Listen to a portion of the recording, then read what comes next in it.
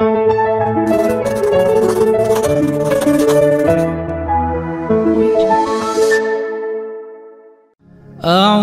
بالله من الشيطان الرجيم بسم الله الرحمن الرحيم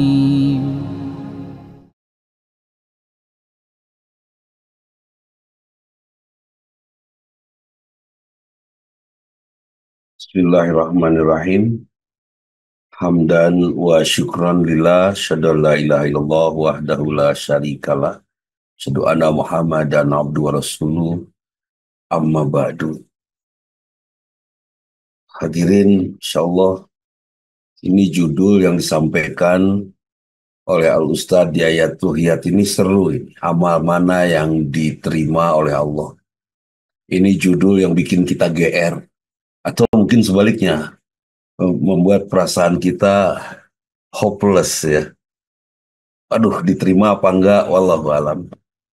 Yang jelas, kalau saya melihat kalimat Allah mengampuni semua dosa kecuali musyrik, innallaha la yaghfiru ayyushraka bih wa yaghfiru ma duna dzalik. Artinya, Allah akan menerima semua ibadah kita diantaranya. Kalau arti sesungguhnya kan Allah akan mengampuni semua dosa. Allah tidak akan mengampuni orang yang musyrik dan mengampuni dosa yang lainnya. Nah, kalau saya melihat ini dikaitkan dengan amal, Allah akan menerima semua amal kita kecuali yang musyrik. Nah, ini hari amal yang musyrik yang mana? Amal yang musyrik itu menurut saya dalam amal ya, bukan dalam akidah. Amal yang tidak membawa Allah ke dalamnya. Tapi amal, perbuatan yang hanya mengikuti keinginan saja.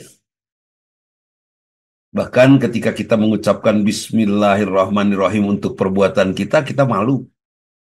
Atau merasa tidak pantas. Atau mungkin kita lupakan. Begini ya Kang Alex. Kira-kira Kang Alex disebut meniadakan Allah atau tidak? Mana yang lebih bagus? Meniadakan Allah atau menduakan Allah? Ini pertanyaannya rada mirip-mirip, bahwa meniadakan dengan menduakan sama saja kan itu ya. Menurut saya meniadakan jauh lebih seru, lebih sadis daripada menduakan. Menduakan saja sudah tidak diampuni dosanya, apalagi meniadakan. Nah, ketika Kang Alex mengajar di kelas, menganggap Allah tidak ada, yang ada kamu murid saya dan kamu harus paham. Kamu mahasiswa saya, kamu harus paham. Udah tanpa bismillah langsung mengajar. Saat itu kita sedang meniadakan Allah. Bahkan ketika makan ya, model makan tanpa bismillah itu Allah tidak ada itu. Artinya makanan kita tidak dapat pahala. Ya kan? Ini khawatir Kang Sulwan. Saya khawatir Kang Sulwan saya menjadi pelaku dosa yang lebih daripada kemusyrikan karena meniadakan Allah. Ketika ibadah kita bukan untuk dan karena Allah, sebut saja pada saat saya sholat karena saya ingin ditunjuk oleh Pak Prabowo jadi menteri. Sampai tahajud selama sebulan itu, tahajud dilakukan siang malam, jadi menteri. Pak. Pada saat itu sedang tidak ada. Tuhan sedang ditiadakan, bahkan Tuhan lebih direndahkan daripada keinginan. Atau begini, serem gak sih neraka itu kan? Insya Allah serem sekali. Saya menatap istri saya nggak mau dia masuk neraka kan? Karena saya tahu menakutkan sekali neraka. Kenapa? Ustadz nggak mau istrinya masuk neraka? Oh nggak boleh, nggak boleh. Kenapa? Karena saya mencintainya. Mungkin nggak saya yang mencintai dia, saya membiarkan dia menjadi ahli neraka. Oh nggak mungkin. Nggak boleh. Kalau saya membiarkan dia, bahkan memberikan batasan-batasan pada istri, kamu nggak boleh gini, nggak boleh gini. Itu namanya lebih memperkecil ruang geraknya misalnya. Pokoknya saya nggak mau tahu. Rumah kita harus begini. Wes gaya itu. Rumah kita nggak boleh begini, harus begini, nggak boleh gini. Wah, kalau sudah masuk ke wilayah seperti itu, berarti rumah saya dibatasi gerak langkah istri saya atau anak saya dibatasi dengan keinginan saya. Kalau melanggar, Bung Yaho, saya marah. Ya Allah, mungkin pada saat itu saya sedang menganggap diri saya Tuhan. Sampai seketat itu. Atau istri yang mengatur suaminya, pokoknya tinggalin, we. Pulang kantor langsung pulang. Oh, loh. Sudah di rumah, diam yang kemana-mana. Pas giliran suami mau kemana-mana, istri ngeliat dari atas ke bawah. Mau kemana apa? Kenapa pakai parfum? Kenapa menyeripit gitu sepatu betis? Heran gitu. Mau kemana? Dicuriga semuanya. Sampai suami nggak bisa kemana-mana. Dia sudah menyatakan dirinya Tuhan. Kira-kira amalan rumah tangganya diterima nggak oleh Allah? Atau sholat tahajudnya tadi untuk mendapatkan untuk kemusyrikan kan? Untuk sesuatu yang bukan untuk Allah, tapi untuk mendapatkan jabatan. Diterima nggak oleh Allah? Atau saum untuk diet diterima nggak oleh Allah? Nah, jadi pada dasarnya, sahabat rahimakumullah, saya berpikir, Ustaz Hashim mudah-mudahan tidak salah ya, Kang Wahyudin. Saya berpikir, Kang Wahyudin, semua ibadah kita diterima oleh Allah sepanjang semua ibadah itu pertama ikut kepada Rasulullah. Kenapa ikut kepada Rasulullah? Karena Allah inginnya begitu. Ya Pak Idi ya, Allah ingin sholat subuh 2 rakaat. Kata Allah tidak langsung disampaikan kepada Pak Idi, tidak langsung disampaikan kepada Pak Budiman, kepada Ibu Yanti Herianti, tidak langsung diberikan. Kenapa tidak langsung diberikan? Karena bisi rewas. Coba sekarang kalau Pak Budiman langsung menerima dari Allah, sholat subuh 2 rakaat dari rewas satu. Nanti akan ada Pak Deki yang aku enggak, saya mah disuruhnya 3 rakaat, berbeda-beda kan bahaya. Diberikannya, diberitahunya kepada satu orang saja. Rasulullah SAW Muhammad. Nah, baru nanti dari Nabi Muhammad dikasih tahu, kenapa sholat subuhnya 2 rakaat? Kata Allah 2 rakaat, karena saya melakukannya karena Allah, maka saya sholatnya 2 rakaat. Nggak mau, saya nggak mau tambah 2 lagi. Atau saya kurangi lagi, nggak bisa. Udah segitu. Kenapa saumnya bulan Ramadan nggak dipindah aja bulan Januari, beres, kalian tahun baruan, Desember bisa ya? Nggak, saya pengen sekarang aja.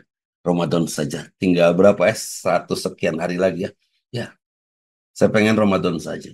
Karena, ini kalau memang udah, kenapa ibadah subuhnya 2 rakaat? Karena ada contohnya dari Rasul, dan saya tahu Rasul disuruhnya oleh Allah begitu, ya sudah. Itu pasti diterima. Tapi kata Kang Riki Purnama langsung nanya.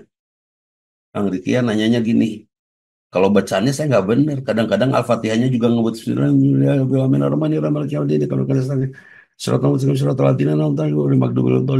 diterima nggak sih?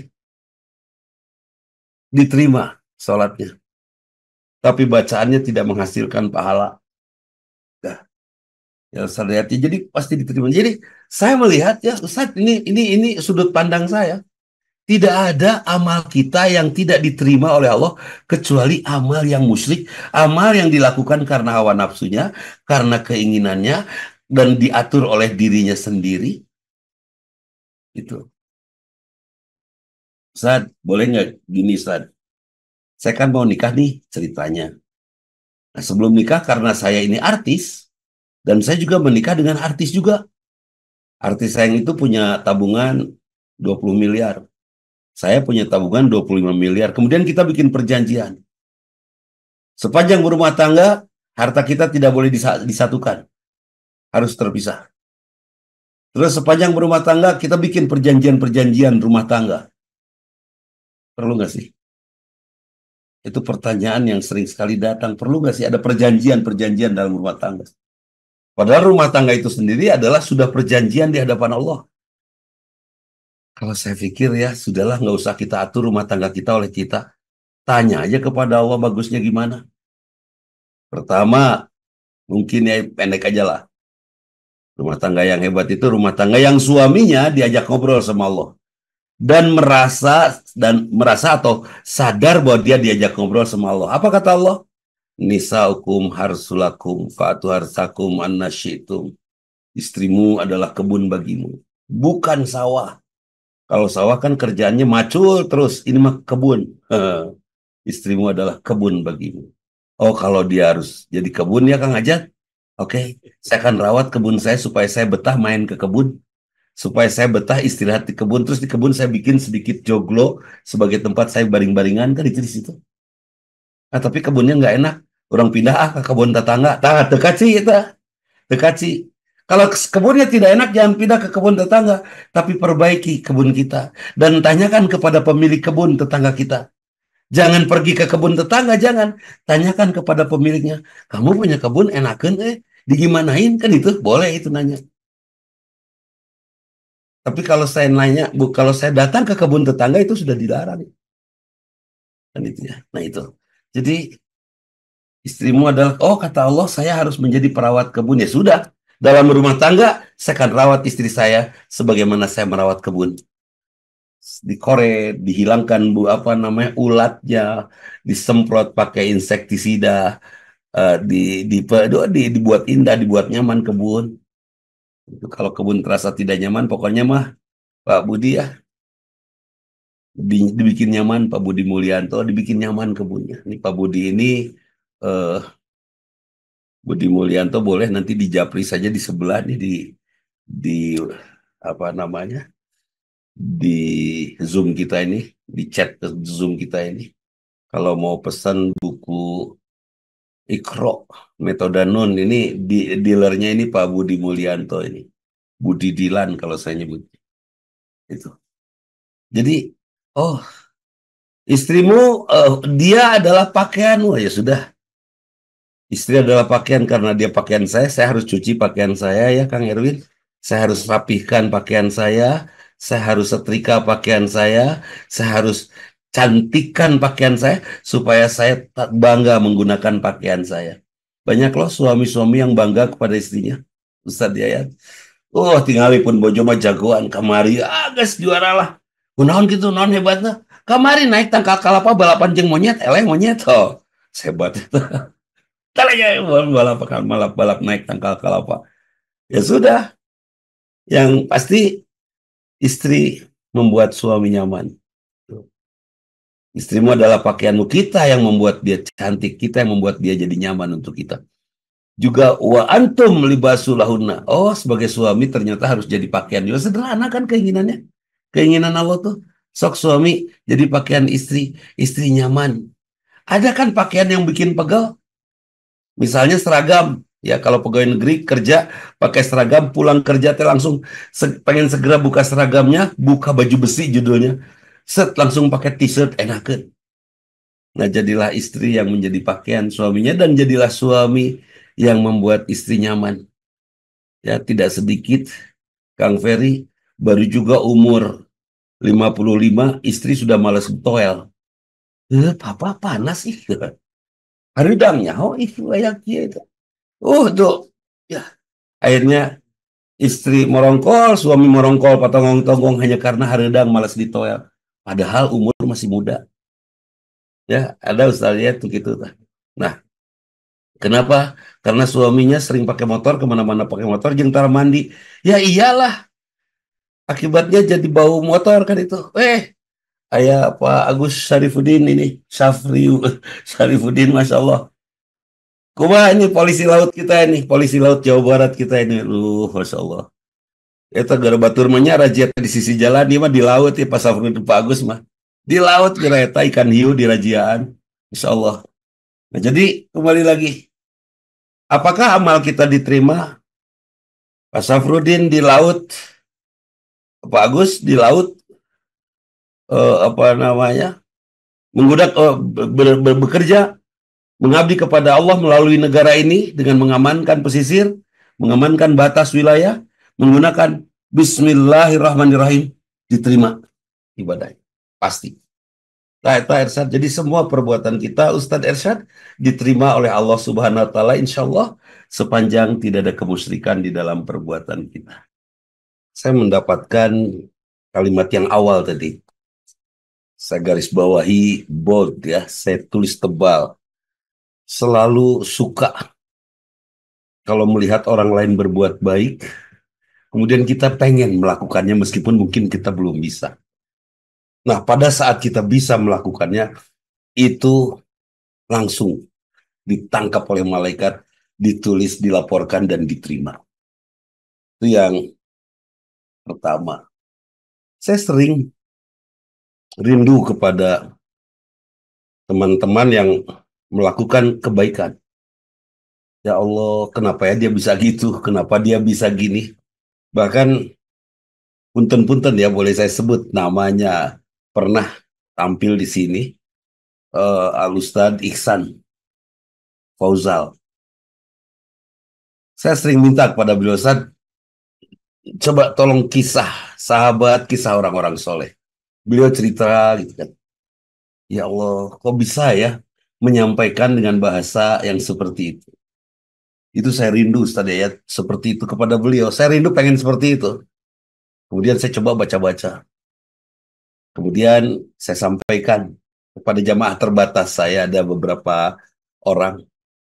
Apa yang saya baca, saya ingin seperti Ustadz Ihsan menyampaikan. Apa kata teman-teman? Butut butut tengarti gitu. Aduh, ini langsung diledek itu sama teman-teman. Tapi saya yakin amal saya itu sudah diterima oleh Allah karena saya menyampaikannya dengan alasan rindu ingin melakukan kebaikan seperti yang Ustadz Ihsan lakukan. Seperti itu. Nah, kemudian ada rindu untuk melakukannya. Jadi rindu melihat kebaikan, pengen rasanya sodako. Terus rindu untuk melakukannya, segera. Segera ada sedikit aja kesempatan sodako, set langsung. Aslina Kang Agus, setelah saya melihat, kan ya Pak Maman Surjana di Polda Jabar tuh banyak sekali Pak Maman Al-Hafid ya, para penghafal Quran. Itu luar biasa banyak sekali. Teman-teman, saudara-saudara kita polisi di Polda Jabar yang hafal Quran, Ustaz Yayat GLE lah pasti. Itu luar biasa itu. Bahkan mendapatkan apresiasi khusus dari Pak Kapolda. Nah, saya ingin melakukan itu. Saya coba menghafalkannya Pak Wayan. Insya Allah saya bertemu dengan Pak Wayan nanti subuh di Masjid Ahmad Hidayah di Antapani ya. Kang Ferry di Antapani tah di Arcamanik pada subuh di Masjid Ahmad Hidayat. Ah, saya melihat ya Allah suka sekali melihat. Kemudian saya mencoba menghafal Quran. Tapi kesempatannya sedikit mulia. Akhirnya apa namanya audio kit mobil saya ditutup dari musik, saya masukkan murotal saja Quran. Itu bolak-balik surat. Sekarang baru sampai Al-Maidah. Semua ayat yang diucapkan oleh Qori di audio kit mobil saya itu bisa saya ikuti dari Al-Fatihah sampai akhir Al-Maidah. Meskipun kalau saya sendiri nggak hafal, tapi saya bisa ngikutin. Ditambi muridnya Ustaz Yayat begitu. Ya saya nuturkan persis seperti Pak Maman Surjana mengikuti lagunya Endang Estaurina. Menijadul pisan eta Endang Estaurina. Itu. Atau Kang Pupun ya mendengarkan lagunya Desi Ratnasari. Itu kan zaman-zamannya Kang Pupun. Itu. Jadi kerinduan. Kemudian ada semangat. Setiap Jumat saya semangat. Nah Sabtu ini Zoom ini saya semangat untuk menyebarkan linknya ke sekian ribu kontak saya, terserah mau dibaca mau enggak, pokoknya saya sampaikan, saya kirimkan semuanya. Udah, yang hadir alhamdulillah. Ini apresiasi yang bagus, ya. Apresiasi yang bagus, jarang-jarang juga sih ada Zoom yang diikuti di atas 100 orang. Jarang. Ini alhamdulillah, saya pikir Ustaz Yayat, saya yakin sekali bahwa semua sahabat kita yang ada di media kita ini, di ruangan-ruangan Zoom ini, saya yakin ahli surga semua. Kenapa coba? Karena mereka diungkit, hatinya tuh diungkit oleh Allah niat untuk melakukan kebaikan. Kenapa Allah memberikan niat? Kenapa Kang Deki oleh Allah hatinya dibuat berniat untuk melakukan kebaikan? Kunaon tek hati Kang Deki. Kenapa? Karena Allah nunggu Kang Deki di surga. Catat. Dan mau sembarangan itu. Nggak semua orang memiliki niat kebaikan. Ada juga, saya pernah itu nyebarin Zoom di angkot, Pak. Pakai handphone gini, di angkot. Di sebelah saya ada orang tidak kenal saya. Tapi dapat link saya. Bari maca, ya si Ustaz Dudi.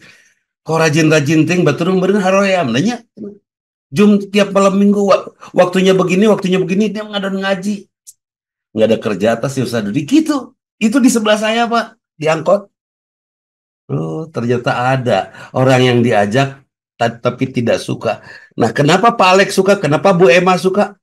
Kenapa Kang Yan suka? Kenapa Pak Todi suka? Karena Allah menunggu di surga diberikannya lah niat untuk berbuat baik. Kenapa Pak Agus suka? Karena Allah menunggu di surga di tengah kesibukannya tuh. Ya kan Pak Agus ya, di tengah-tengah sibuk Pak Agus masih sempat membuka link ini. Itu kan luar biasa. Jadi ada apa namanya semangat. Kemudian nyaman ya. Arti itu nyaman berzoom itu pengajian Zoom. Bisa bari gogoleran gitunya pareman ya off cam. Bisa. Tadi yang sholat sampai tidak terdengar apa-apa karena lupa di telinganya masih ada earphone headset ngasih kira lagu rock and roll padahal ke sholat ya Allah sampai lupa itu. Jadi nyaman, kita nyaman melakukan ini. Hadirin silakan cek kuota deh sebelum masuk Zoom dan seusai Zoom kuotanya habis berapa gede ini besar apalagi jadi server ya jadi admin itu besar sekali karena mengambil apalah pokoknya saya nggak ngerti hitungannya yang jelas kita nyaman melakukan ini. Nah, rasa nyaman ini Masya Allah tidak semua bisa. Pawayan nyaman dengan duduk berdua dengan Bu Dokter ya di rumah ya Pawayan ya nyaman pisan karena ibu teh bager pisan gitu kan nyaman itu asik sekali ya. Pak Erwin nyaman dengan ibu ya Pak eta ibu di sebelah nonton apa kata ibu dangukeun tah amalkeun bari ngaleos lumayan lah nyaman. Nah rasa nyaman ini membuat kita kalau gini kan ada bahasa baru anak-anak muda yang selalu bari heureuy dia mah nggak akan ke masjid nggak akan ikut pengajian kenapa nggak ikut pengajian dia mah setiap ngedengar Quran aja panas satu hatinya teh siga jurig kan itu ayah nu gitu ayah ada yang pengen mendengarkan Ustadz Yayat sebelumnya ada sambutan dulu udah sambutan terus ada pembacaan ayat suci Al-Quran panjang sekali itu ada jamaah ngomong cik artinya enggak mengajar Quran banyak pengajian cangkel pegel ngedengerin orang baca Quran malah yang merasa pegel Ustadznya ya Quran ini setengah jam tak ceramah Ustadz Yayat tidak diterima kalau Ustadz merasa kesal dengan pembacaan ayat suci Al-Quran yang panjang. Kemudian ketika beres mendengarkan apapun, beres melihat kebenaran, langsung terasa betul ada perasaan ingin berubah. Ya, menerima kebenaran cirinya adalah ingin berubah. Dan saya merasakan betul ketika Ustaz Agus Syahabuddin menjelaskan tentang ikhtiar yang tidak ada, saya merasa ditampar kenceng itu. Saya coba berpikir lagi, saya coba baca-baca lagi, ternyata betul apa artinya ikhtiar. Kecuali kita ibadah saja kepada Allah, biar Allah nanti yang menuntunkan pilihan untuk saya. Menuntunkan saya menuju pilihan itu. Betul itu. Masya Allah. Saya tidak ikhtiar untuk menjaga istri saya cantik. Sudah, saya aja singkasep. Nanti istri saya menyesuaikan diri kan itu. Malu, cina, ngerendeng jeung Ustaz Yayat kata istrinya ya. Ustaz Yayat kasep itu masa saya celordeh kan itu akan menyesuaikan diri. Seperti itu. Nah, jadi hadirin Masya Allah tadi 4 hal di atas yang Ustaz sampaikan betul-betul mengingatkan kita semua. Kira-kira kita diterima nggak ya? Yaitu sebelum melakukan kegiatannya kita ada kerinduan nggak? Ada semangat nggak? Nyaman nggak kita melakukannya? Ke baca Quran, bacaan Quran kita diterima atau tidaknya yang mana? Ketika baca Quran, itu sederhana kan? Baru tahu aja udah menguap Kang Agus. Bismillahirrahmanirrahim. Kacai deh, minum dulu. Taud lagi, helai lagi, minum lagi, beser, macam-macam. Nah, kalau yang seperti itu diterima nggak ya? Sholatnya merasa kelamaan. Saya bermakmum ke Ustadz Yayat. Kebetulan Ustadz Yayat itu kalau baca Quran dalam sholat, panjang pisan. Pasti ayat-ayat yang panjang. Cangkel saya ngedengarnya sampai greget. Udah pengen selesai aja. Nah, ketika saya pengen selesai terus saya ngikutin Ustadz Yayat yang bacanya panjang, kira-kira sholat Ustadz Yayat tuh pasti diterima. Sholat saya diterima nggak ya? Mungkin sholatnya diterima checklist selesai kewajiban. Tapi nilainya masih nol. Tapi ikhtiar untuk bersabarnya ada pasti. Ikhtiar untuk bersabarnya ya Pak Dadang 10. Nah itu. Jadi jangan pernah kecilkan apa yang ada yang kita lakukan, seberat apapun kita lakukan. Karena ketika itu berat kita lakukan, kemudian kita lakukan juga, Allah akan hargai apa yang kita ikhtiarkan. Nah itu mungkin hadirin rahimakumullah.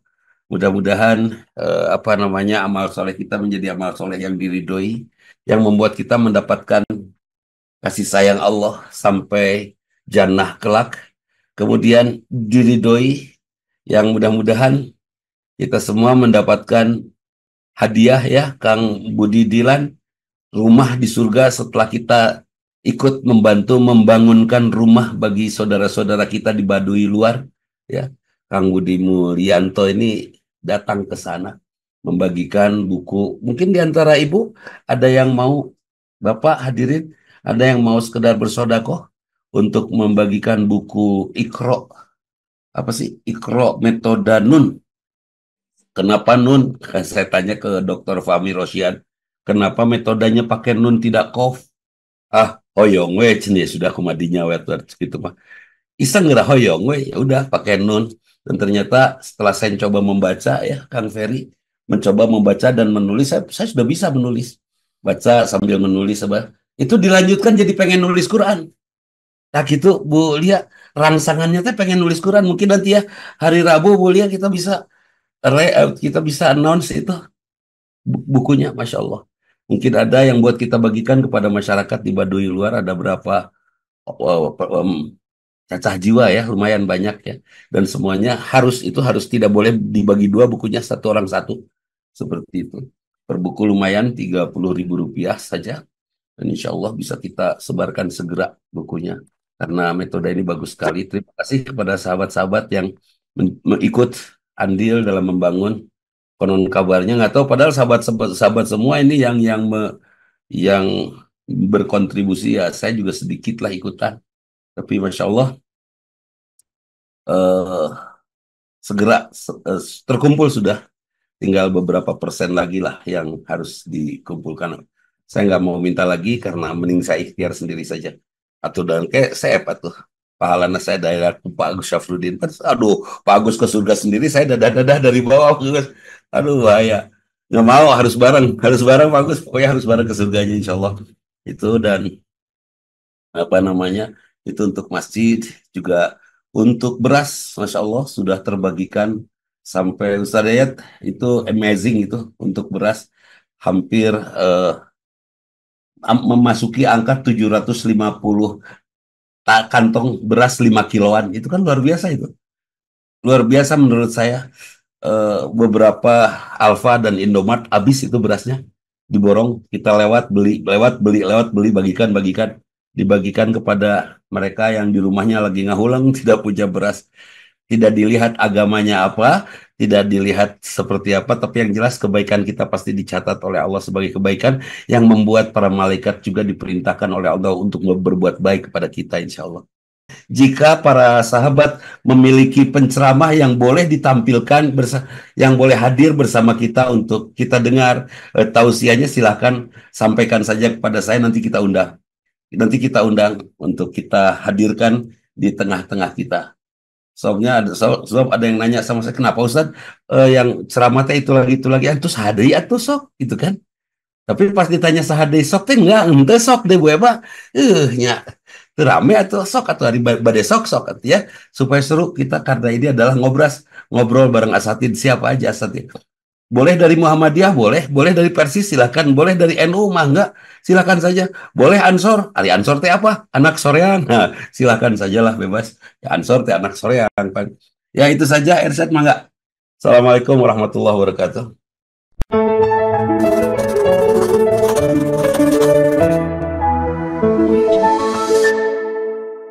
أعوذ بالله من الشيطان الرجيم بسم الله الرحمن الرحيم